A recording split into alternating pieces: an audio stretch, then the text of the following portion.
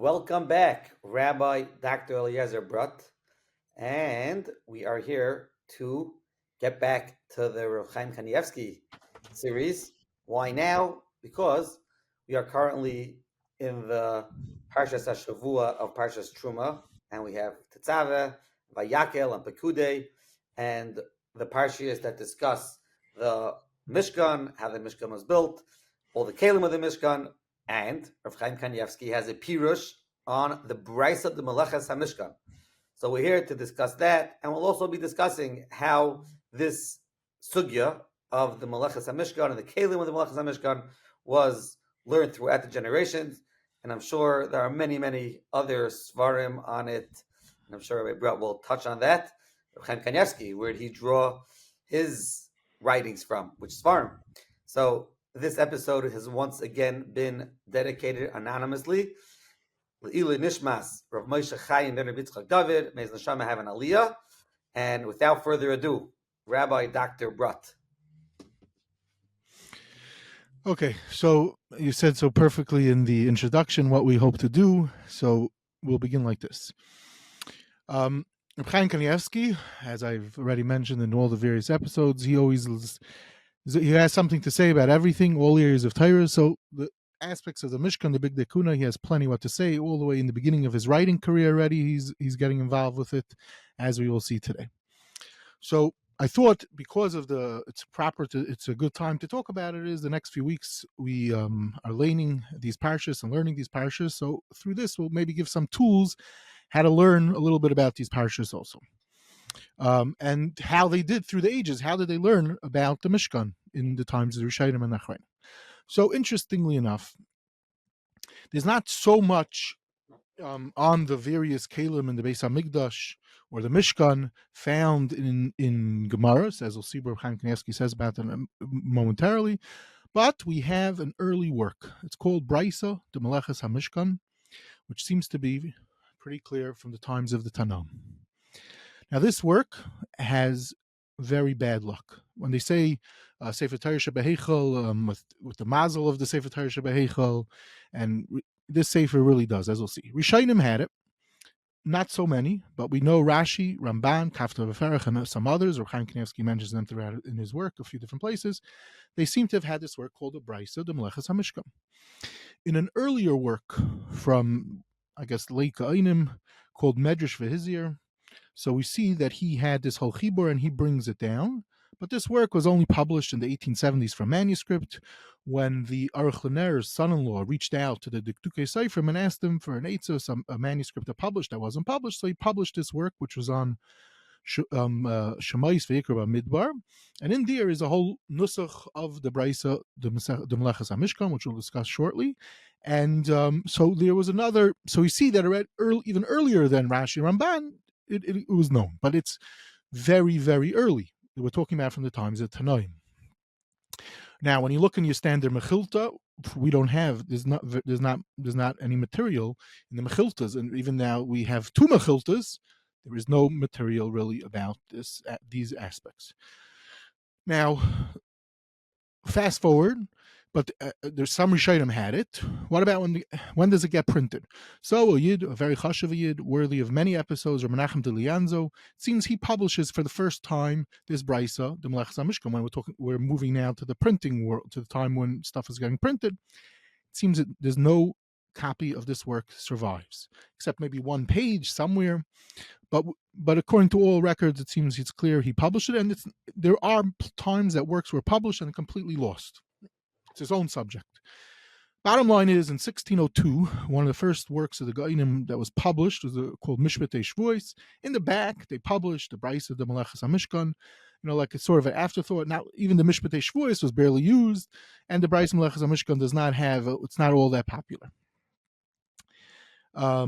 Fast forward, now, it happens to be that there's a much shorter version, something called the Beraisa Masechtas Midos. What the exact relationship to that work and the Meleches HaMishkan also needs to be clarified, but again, an early work. But this was published in the Yalkut Shmeini, so the Yalkut Shmeini was more available. So if someone was interested in looking to see how Chazal learned up these psukim in Parshas Truma specifically, so you had those people that looked in Yalkut Shmini, which wasn't all that many, you had some weird to look to find early Chazals. Anyway, again, what happened? 1702. Somewhere between 1702 and 1711, a Yid wants to publish a work on the Beraisa D'Meleches HaMishkan. He writes a Pirish. It's not clear if it survived or not, but it was never published. Okay, so he's seeing we're already up to 1711. It's printed once. Very few people have it, and okay. 1716, a Chashav Yid, Emanuel Riki, a famous Makubal actually. The Chida, when he writes about him, says it was known that he mamish was Isaac in Tainus most of the week. He barely ate, and he wrote many chiburim. One of his early works was a chibur called Ma'aseh Choshev, which is very involved with the Meleches HaMishkan, the Beraisa D'Meleches HaMishkan. Now, just to show, and based on previous episodes, this will definitely bring it out. Just to show how rare this work was and unknown, the Chida, as far as I'm able to see in Shem HaGedolim, at least doesn't mention anything about this Beraisa D'Meleches HaMishkan. I don't recall such a thing, find that the Chida didn't see it or any mention of it, even doesn't even have any entry about it, and it was around, as I said. Now, he knew of the Ma'aseh Choshev, but it's not clear how much even, from the entry with the Ma'aseh Choshev, he can't even tell, how much even looked at the Ma'aseh Choshev. It's not a real big entry. Now, Bizman of the Chida, 1782, the Mishpatei Shvuos is republished. So from 1602 to 1782, the Mishpatei Shvuos is not all that, sought after work, but it was published in 1782. Why? That's its own question, which needs to be clarified, but it's published. It's one of the earliest, so there's, which, as an aside, Gaonic works were not really available. I mentioned this a little bit in season 2 of Chaim Kanievsky. This is where it sort of begins to be published, this work. But what's important is, for our story today, is in the back, is the Beraisa D'Meleches HaMishkan. Rabbi Avrohom Ben, who's active at that period of time, he in his entry in his Rav Palim, twice he even has an entry. He says there's such a work called Beraisa D'Meleches HaMishkan. He says it was published a few times. He's referring to this Mishpatei Shvuos edition in the back that has this Chibur Beraisa D'Meleches HaMishkan, and he says that Rishonim had it, such as Rashi, Ramban, Taisus. Okay, now did the Gra have it?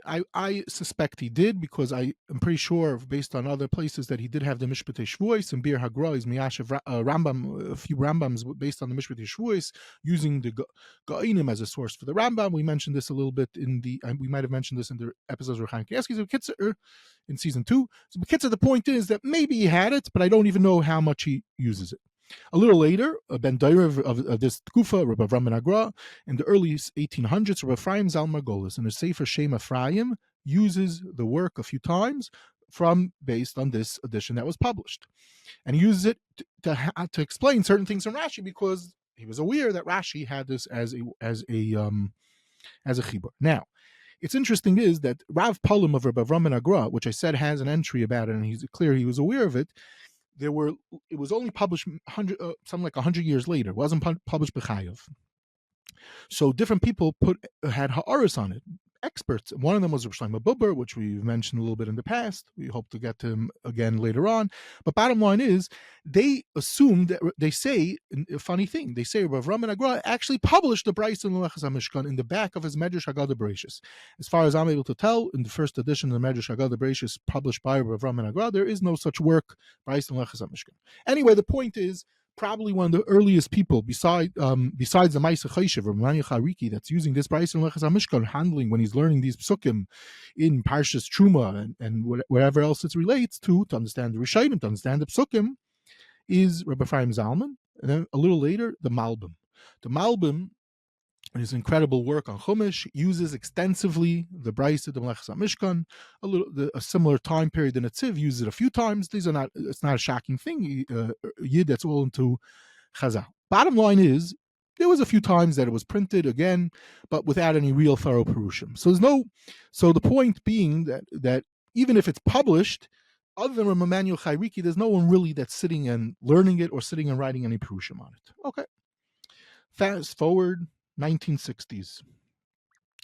Chaim Kanievsky is in his low 30s. One of his first works that he decides to publish is something called Beraisa D'Meleches HaMishkan. Now, so what Vasepis he writes, this is one of his first works that he publishes. Now, just to point out, already was on his radar screen before he was in his 30s, in his late 20s, when he puts out his Kiryat Melech that we spoke about.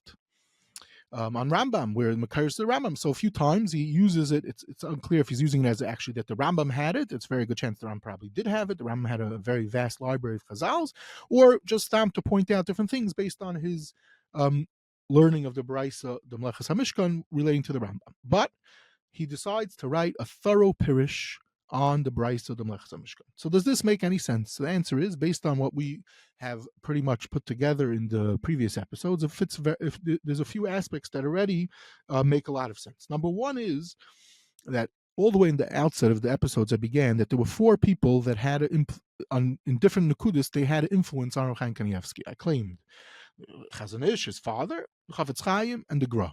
So this fits into for sure with the Gra, because by that, but it could be whether the Gra had it or extensive. But the point is, when Chaim Kanievsky hears about a work of Chazal, going back to the Tanoim, it's going to be something very interesting for him. Now, especially based on also Nakudis that we spoke about, let's say with the Sheva Masechtas, when there's no one writing about it, that gives him an extra push to work on it. Now, Baruch Hashem, we don't have to speculate. Chaim Kanievsky, we already pointed this out many times in his works. He gives a Hagdama, and in the Hagdama, everything makes sense.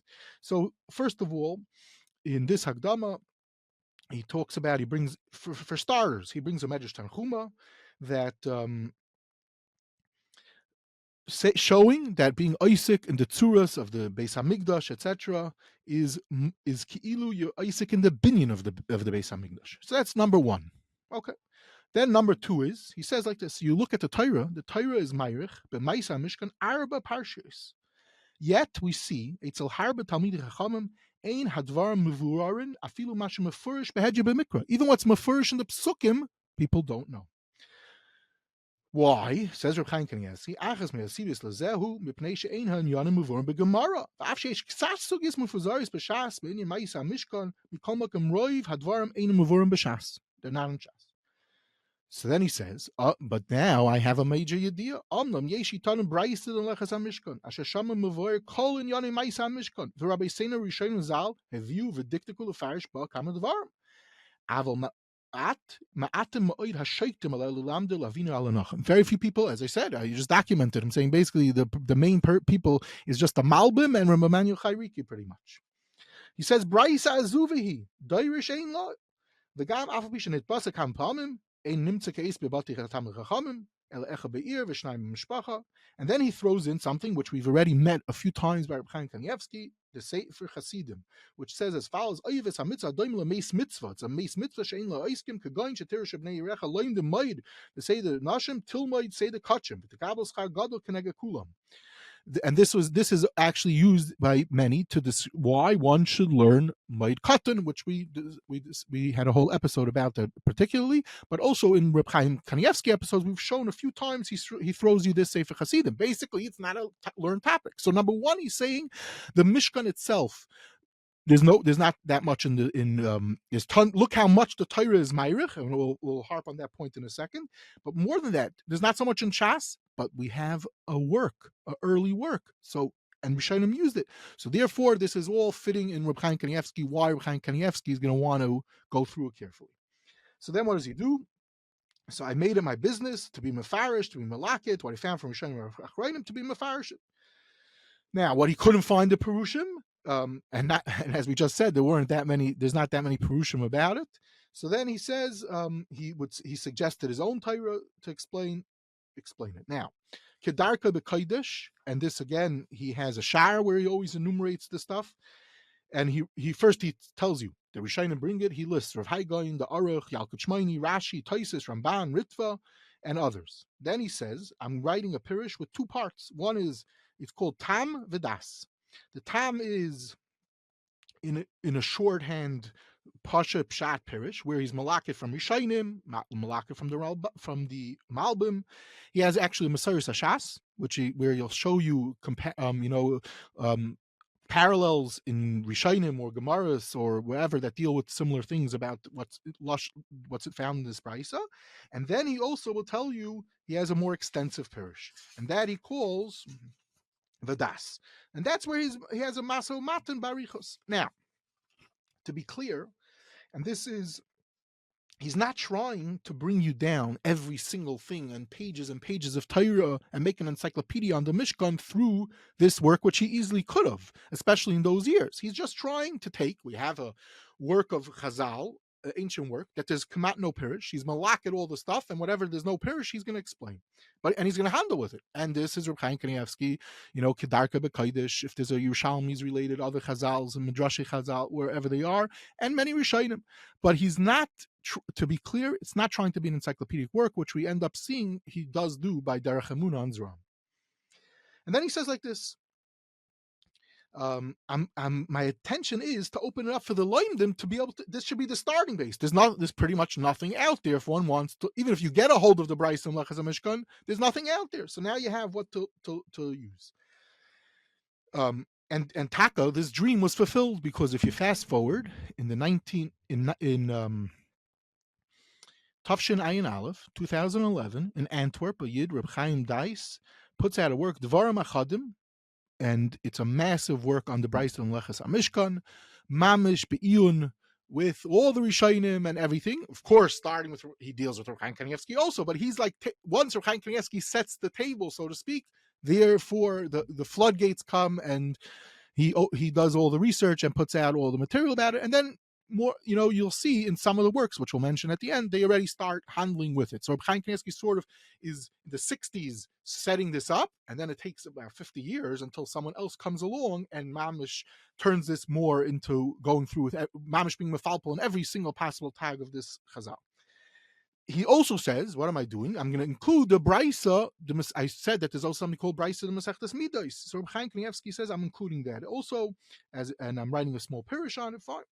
Now, what nusach does Chaim Kanievsky use? I mentioned up till now that it's barely published. So what does he use for this work? So interestingly enough, he says that the edition is published in New York in 1928, which was based on an earlier edition.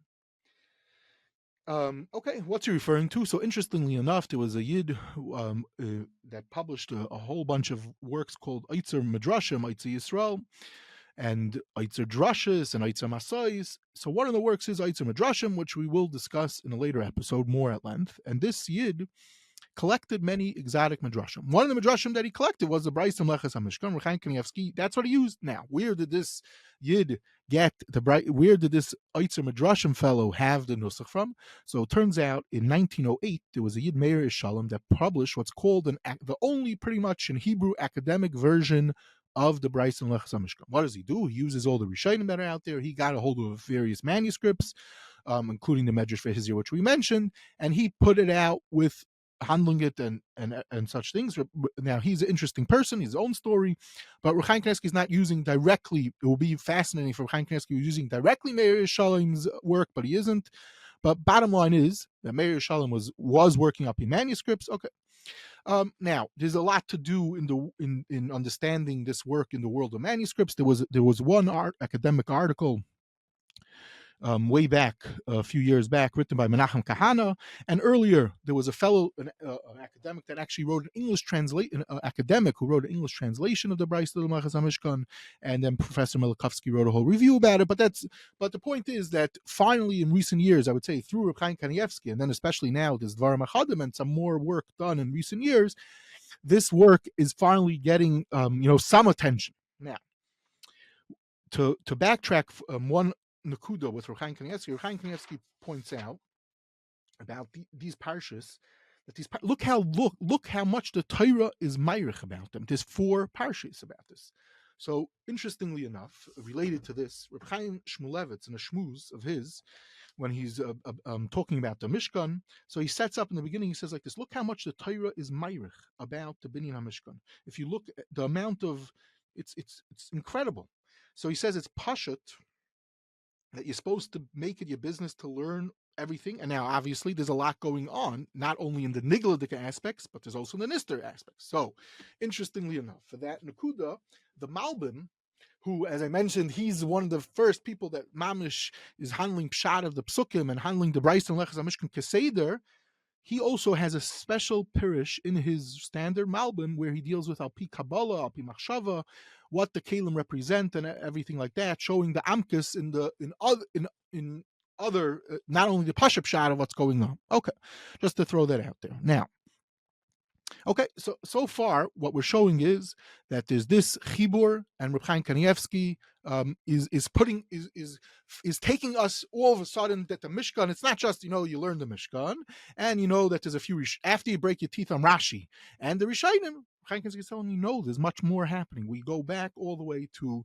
Chazal. Fine. Now, is there anything else that we could say about Reb Chaim Kanievsky, that we could learn from Chaim Kanievsky, that we see here that could play out for us to learn how to learn these parshas more? So, okay, the Beraisa D'Meleches HaMishkan, you don't have to buy it; it's even on Hebrew books.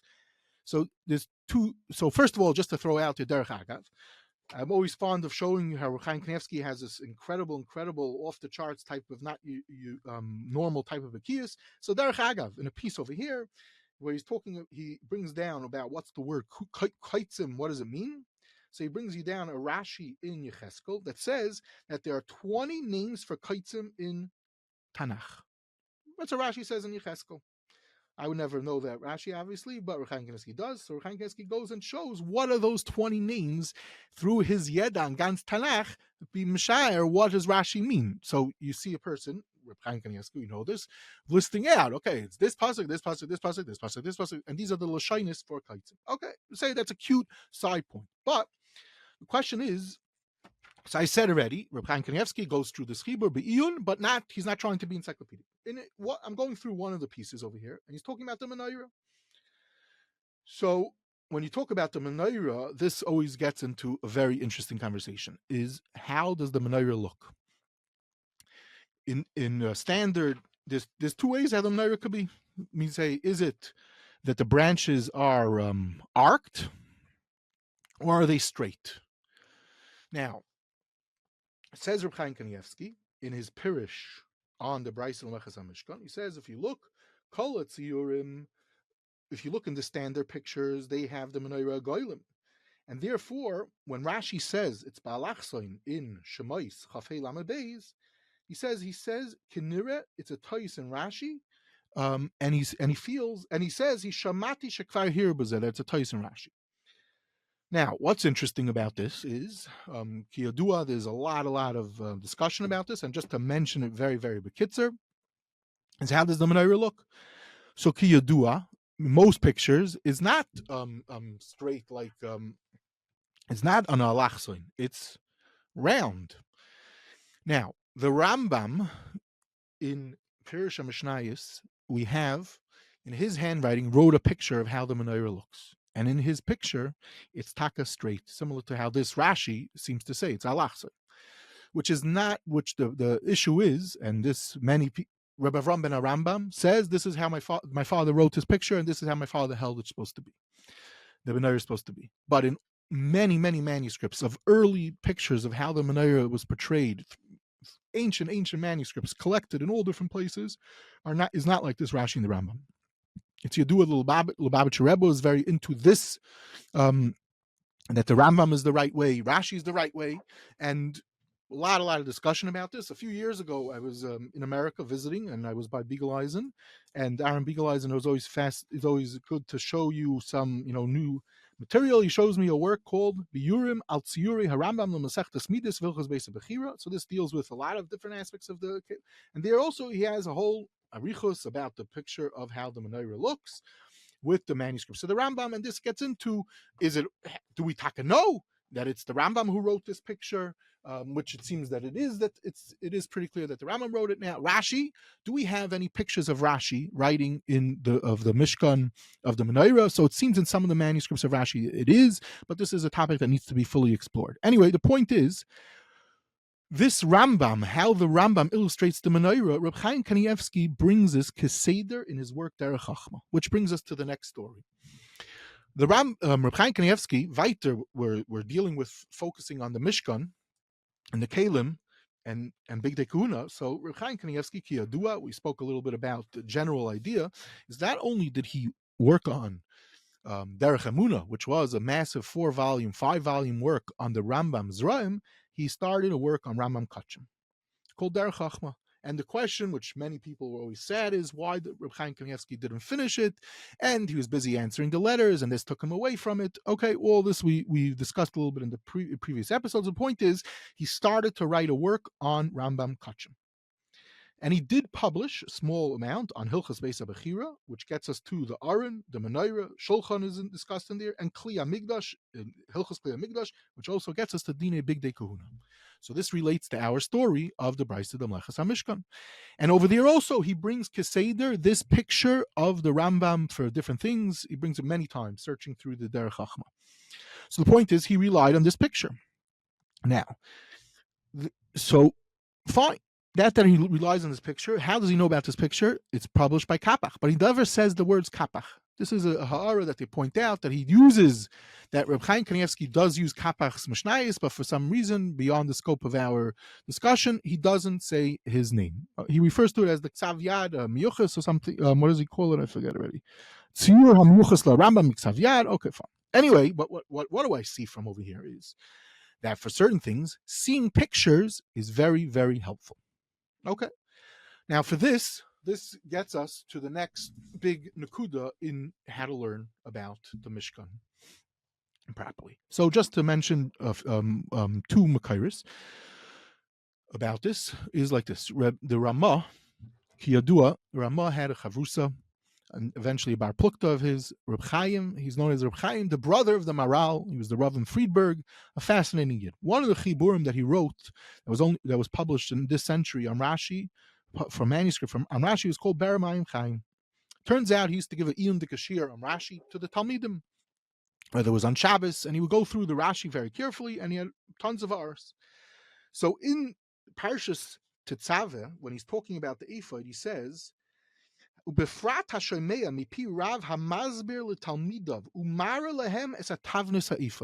basically is that you should show the Talmidim how it looks. Visual aid. Okay? Earlier on, when he's talking about the Yeriyos, he says, listen carefully to how Rashi is Mayrich. It's a very big Rashi about it. And if you listen carefully, it's very hard to picture, to write it up. But if you listen with Mat his is l'kol chacham that you could understand it. But to write a picture, I mean, say, the ideal would be to write a picture, but okay, sometimes you can't. But what you take out over here is Reb Chaim Kanievsky, or now Reb Chaim, the brother of the Maral, is seeing pictures is very helpful. It seems earlier, relating to the Bigdei Kehuna, there's a piece recently published from the Maril, that the Maril also, to illustrate, he had an illustration of some of the Bigdei Kehuna to help his Talmidim. And looking in the Pirish of the Magen Avram, Zeis Ranan and Yalkut Shmaini, which we already earlier said that's where the Beraisa Masechtas Midas is published. So there he handles barichos that Beraisa, whatever is able to, going through the Iyun aspects in the Mishkan. And there he has at least two pictures. So you see, pictures is an important thing. So this brings us to the next nakuda. Rav Moshe Bloi, the famous Yid of Asken and Yerushalayim, describing his youth, says, when he was in Cheder, what happens? The Rebbe taught them the Meleches HaMishkan. And he says he showed them all the pratim, everything. How? The Levias Tziyurim, Madgimim, Himmelfanenu, Krushim. He showed us mamish, all the Meleches HaMishkan, and this helped us. And they said, this helped me for my whole life. I saw all the stuff. So he's suggesting that this is a eitzah, how to learn, is showing visual aid. Okay. So what this Rev Bloi is describing, it turns out, if you go, Chachmei Lublin, the famous yeshiva Chachmei Lublin, so they had a big model of the Beis HaMikdash, a whole room, and there's major pictures about it. There's a lot of write-ups about it. Rabbi Mandelbaum, in his book on Yeshivas Chachmei Lublin, has a bunch of pages with pictures showing it, and people used to come to see tours. And you see that visual aid is very important. Lamashal, there was a Yid, Reuven Bryce. It seems he was an expert in the Noisim of the Mishkan, lived in Yerushalayim, and he also made a model. His chibur never was published, but to teach it, he had a model that he would use. Reb Tovia Preschel, which we've mentioned in some episodes, in Mamori Tovia, he once wrote an article collecting throughout the ages people that made models. And this is a whole fascinating story. My good friend, Reb Menachem Zilber. So he has collected many different places, adding on to what Rav Heschel has, of different models that people have made in their past bunch of years to show it, to teach it. I remember when I was learning way, way back in the Yeshivas Chaim Berlin Elementary School. So two nakudas relating to this. Number one is my Rebbe at that time. One of the people that made a model, they turned it into a book. They made a color, gorgeous pictures. They took of all the different kalim with explanations, and it was a very, very expensive, rare book at that time. My Rebbe, my fourth grade Rebbe at the time, was a Yid Reb Zaks, and he had this book, and that's how we learned it. He showed us the pictures, and I remember Parshas Truma. Basically, what happened is every Rebbe in the whole yeshiva would borrow the book for a few minutes, and they would to show the class. One year, maybe it was sixth grade, seventh grade, someone came and built a whole model of the Mishkan, and we saw it by Richos upstairs in the base medrash. So, and I know from reading and looking, there's plenty of people that have done this, and the point is, it helps showing these psukim. The Torah is ma'arich so much, as Chaim Kanievsky and Chaim Shlevitz point out. It's unbelievable arichos. It's not found with other things. The point is to taka learn. So now, point number one is through the Beraisa D'Meleches HaMishkan. Point number two is by visual aid, which even Chaim Kanievsky is using in his thing. And as I showed, other people did this. Now, this nakuda of visual aid helping learning there's a lot to say about it. I will definitely not attempt even to say all the marmakaimus about it, but just to mention two or three. The Chaim Sofer Lamashal, he had to teach Hilchas Nida and all to teach his Talmidim. He had a model of a male and a female that was made for him, that was able to take apart to be able to teach his Talmidim properly the halachas. The Minsker Gadol writes, after he got his first job, he wanted to see Mamish, to speak with the Dayanim, to see exactly all different things in the Shlachtais, because until then he didn't see it. So when he's seeing it, it has a major impact. Now, Deris gave Askama to a fascinating work which had major illustrations for Hilchas Shchita and Treifus. There's a very interesting Jew, Eliezer Friedman, in his autobiography. He describes how he made for Hilchas Treifus to help people learning Yeridea. He made a beautiful luach with pictures, and he got haskamas from the Gedolim at the time, the Netziv and Rosh Hashanah. They found it. They said it's very useful ad halacha l'maisa, because a lot of times visual aid helps one understand the sugyas. Okay, so this plays out also in halacha, but we will not go into that aspect right now. Now, how else are there other works relating or tools that one could use, or works to point out our general question of learning about the Mishkan? So actually, one other Maramakam, which relates to Chaim Kanievsky, is, so as I said, visual aid is very important. So Al-Mashal Art Scroll has a book. They translate even into Hebrew also, where they have a fancy book with pictures to teach you how to learn about the Mishkan Barichos. But there's another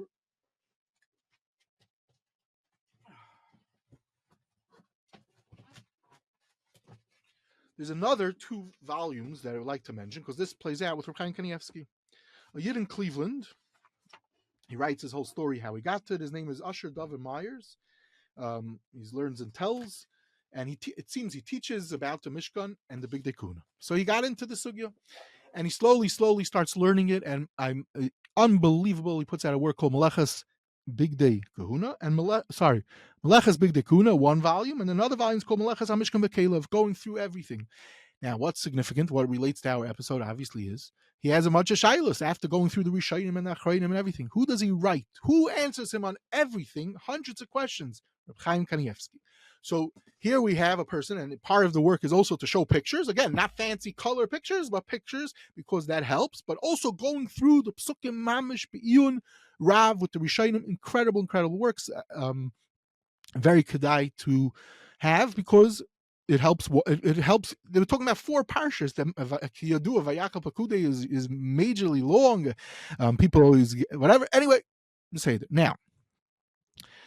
Just to throw out there, relating to previous episodes with the Beraisa D'Meleches HaMishkan, Chaim Kanievsky was very into the Skibur. In 1960s, right after he publishes it, he gives it to Rebbe Bigdei Nebenzahl. Then Rebbe Bigdei Nebenzahl is fascinated with it. He writes him a bunch of ha'aris. Rebbe Dov Landau, also tons of ha'aris. So you see, already in the 60s, these young who ended up becoming the future Gedolim of our generation, in the 1960s, they're already being Isaac in this aspect, and it comes out. Okay. Now, just to say a few more yediyas bichlal on this topic, relating to how to learn the about these parshas. So as I said, the whole point, one aspect is that visually, but are there other people? How did they do it? How did they learn all the time? So I'm going to just talk about very briefly a few different interesting works that relate to this, and some will tie back to Chaim Kanievsky, some won't. Number one, in the 1880s, late 1880s, there's a work called Migdash Aron, I believe, and then I think he has another work called Parshegim. So it's published in 1891, and then it's republished again. And it's interesting is this work, he discusses all aspects of the Mishkan, the Migdash, and he gets a chashav askamas. He's in correspondence with gedolim, such as the Netziv. It seems him and the Netziv were exchanging diagrams of how the Mishkan looked, certain aspects of how the Aron and Luchais looked. Anyway, he writes the Sefer. So already as early as 1908, this piece of information I have from my friend Menachem Zilber points out there was a work called Beis Yisrael, also again on the Mishkan, and he says that this Chibur Migdash Aron, it's full of asharis and stuff that it is no makar for. Emanuel later on writes barichos about this, that he has no idea what's going on, how this person was able to write what he says in his chibur. You say it looks like a very sophisticated chibur. It looks like it has chashav askamas. So there's obviously more to the story which I was not able to uncover yet, because it does have chashav askamas. He was in contact with gedolim. He describes how he met Rameir Simcha, and Rameir Simcha encouraged him it sounds like, to publish it. So I really don't know what's the story behind it, but as I said, people that were Isaac in it already are very against it. Now, what about, are there other works relating to these sugyas, such as Bigdei Kehuna and the Mishkan, etc.? So I'm just going to mention a few more marmakaimis, and that is as follows. Number one, very controversial work, worthy of its own episode, is from the famous Azariah Min HaAdomim. Azariah Min HaAdomim, just to mention about him briefly. Hold on 1 second in my mess over here.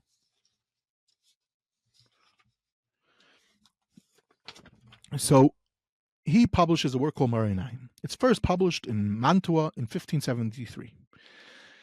Now, it was underappreciated in its time, and it was even put in Cherem. Why? It's beyond the scope of our discussion. But one of the sugyas that he was Isaac in Barichos, is a few prakim, is about the Bigdei Kehuna, including using works of Yosef and Philo and going through all the Rishonim Be'im Gadol.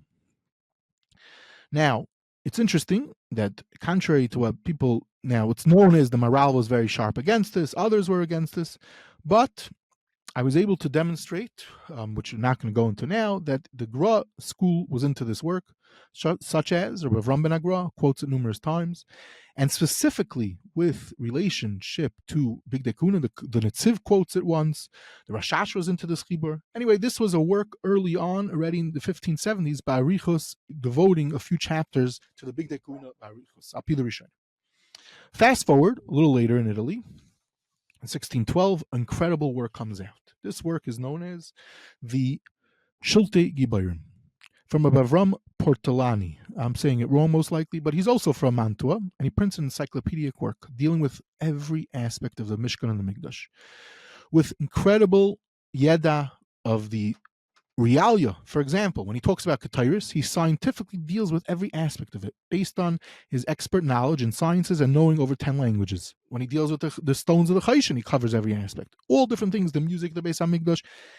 It's Ein L'Davar Seif, what's going on in the Sefer. The Sefer needs its own few episodes, which Mir Tzashem, maybe one day we'll discuss more about Richos. But kids are fast forward 2010, and then more recently in 2014, they updated Mechon Yerushalayim with Mechon Shleimum and put out a beautiful edition, over 700 pages, with a massive introduction. And L'Mashal Rebbe Bigdei Nevin Sal has Haris on a bunch of Haris in the Sefer. And this shows how much there's a lot of valuable material using this chibur. So much so that I remember when I was a bacher in the Mir, they were selling, at that time, this is before Mechon Yerushalayim put out the fancy edition, they printed a photocopy of it. And I was debating, should I buy it or not, before the Yitzhar kicked in and told me that I have to buy it. But Rosh Shlomo Kahaneman, a Kayan, he came across the Sefer somewhere. He was fascinated by it, and the story I read at the time was he stayed up the whole night and he was always able to quote from it, because the inyanim of the Mishkan, not only because he's a Talmud of the Chafetz Chaim, he was a Kohen, so he was fascinated by this chibur. In this new edition from Yerushalayim, they show the different people that were into this chibur. Point is, this is a massive chibur that came out that helps one. It's good to know about to help one learn these shver parshas. Okay. Is there any other chiburim? So there's another chibur which Chaim Kanievsky uses a lot in his work in Derech Chachma, when he talks about the Bigdei Kehuna, and even with some other aspects. And this is from a Yid. I still don't remember exactly how it came to, but his name was Reb Moshe Leib Shachar. This is an incredible Yid.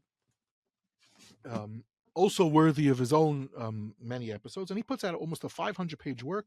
They put it out from his notes after he dies, called Bigdei Kehuna. Again, dealing with all the sugyas, every single thing about the relating to the Bigdei Kehuna, and also even a little bit about the Aron and Urim V'Tumim aspects and some other things taken from his material. His kids put it out. They have a beautiful haskama from Reb Zevin, where he writes about him. Reb Zevin knew him very well, and he describes this guy. He didn't have any stellar. He wasn't. He worked. I think he was a regular balabas in Yerushalayim.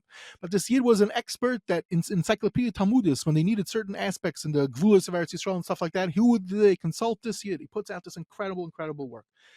Chaim Kanievsky used it a bunch of times. It's such an incredible work. His other materials are also amazing, even in the academic world. Not that he needs a skama from them, but they also were able to sense. Professor Sperber, who was Isaac in these type of things, he also writes about this work. It's the work of a true Talmud Chacham with a tremendous bekias applying the traditional methods to a relatively unexplored field. The depth and detail of treatment is sometimes most astounding. His sharpness and critical abilities glimmer through the printed word. This book has a wealth of information on a little well-known subject. We're talking about the Bigdei Kehuna. Those now, fast forward to today, of course, there's much more, but unbelievable what's going on in this sefer. Now, just to mention similar a point with the Derech Chachma of Chaim Kanievsky, which we will get back to a little bit more, but he also, in this work, he's not trying to be a encyclopedic work as he is by Zram, but again, he does show us his Yeda and Kol HaTorah, Chazal, Rishonim. He's using Avrohom Ben unbelievable amounts of times. A new Rishon, which fits into our season 2 episodes. Okay, the stones of the Choshen. This is an endless topic. Just to throw out there, there's a Zohar Amar who's very Isaac in all these topics relating to stuff that I touched on. I'm not going to give a long list of all the things that he wrote that could help us with this, but he has a work called Hachein Shebe'evan, where he deals with Avnei HaChoshen, and then more recently, a friend of mine, Rabbi Yeshuya Kelowitz, puts out a massive article in a Torah journal called Shiltei Geborim in 2017, almost 100 pages, about the identification and going through all aspects of Avnei HaChoshen. Incredible. So you see here what the way back where the Shiltei Geborim started, and you learned the Rishonim they were busy with, someone comes along and puts out this 80-page work on the sugya. Today, Lamashal, we have the Mechon HaMikdash, which has done incredible amounts of work and put out unbelievable amounts of svarim, and people that learn Kachim it's very valuable, the materials that are out there. And just to mention at the end, Lamashal, I came across the Sefer, just to conclude with these few works, and there's many more. A proper bibliography needs to be put together, and Mirza Shem, when Daf Yomi gets up to Kachim, we'll discuss more some of these things as it relates to and helps with Kachim and Talmud and all the different things. But Lamashal is a Sefer Migdash HaKodesh from Yitzchak Goldstoff, a massive work on the Mishkan, the Bigdei Kelim, again handling, starting with he goes Barichas and Chaim Kanievsky, and he deals with a fascinating thing which I always felt needs to be done, is to compare the various parshas of to try to figure out what was being meisif in the different in parsha of Truma, and then you go into the later parsha how it is. Another discovery, which this is published in the 60s, was two works from one was a Ksavia from Moshe Kazis and a Chanukas Habayis from Malkiel Ashkenazi. And these are two Italians. So we're seeing something very interesting. We have the Shiltei Geborim. We have Reb Azariah Min HaAdomim. We have different Italians that are being very Isaac in the sugya. Is there any explanation behind it? So one hashara is they had a very rough time at this time. As a matter of fact, the Shiltei Geborim didn't have a shas in front of him when he was writing it, and Moshe Kazis also didn't, because there was the Gzeira against the shas in Italy at the time. How they did it and what they did, it's remarkable. It's its own story, not now. But the point is, possibly because of to give comfort that there's a Mashiach is going to come. Maybe that's what triggered them to want to learn these sugis. The Taisis Yontif wrote a chibur about Tzuras Habayis, which relates more to the Beis Hamikdash. There was a work published in the 1690s called Chanukas Habayis, also which has about the Kalim also. So this work was a gorgeous work, very unheard of. A few years ago, someone again took it upon himself to republish. Then there's a few volumes called. Just I'll mention one of them from a Yid. It's called Yisayid HaMizbeach. A Yid Heisenfeld, Rabbi Shai Heisenfeld, a Brisker, and he's put out a bunch of svarim that relate to all this. And just now, to conclude, relating to Chaim Kanievsky and all this, is does Chaim Kanievsky go to see any of these displays of the realia and everything? So I come across in a book on the Reb Tzvi Kohen, the famous Malaket who wrote many svarim. So he has discussing a picture about Chaim Kanievsky's relationship with him, and then they show how there was once a big display, and he went with Chaim Kanievsky in Tel Aviv, and they have a picture in the book where Chaim Kanievsky went taka to see the Kalim of the Mishkan, which all wraps up to the point of one of the Nakuda of using visual aid for the help of these parshas. Bottom line is, there's a lot to talk about these parshas, how it was learned throughout the ages. I'm just touching on some of the yediyah, some of the interesting chiburim out there. My brain is obviously going all over the place, and I apologize for the mess, but I hope I gave over some of the nakudis, and this goes back to our theme with Chaim Kanievsky, who's trying to be madgish, that there's this nakuda, that all aspects of the Torah need to be learned. And these four parshas, called Tag Shabbatag of these four parshas, I give him a lot of credit for what happened until today, even on these sukkahs.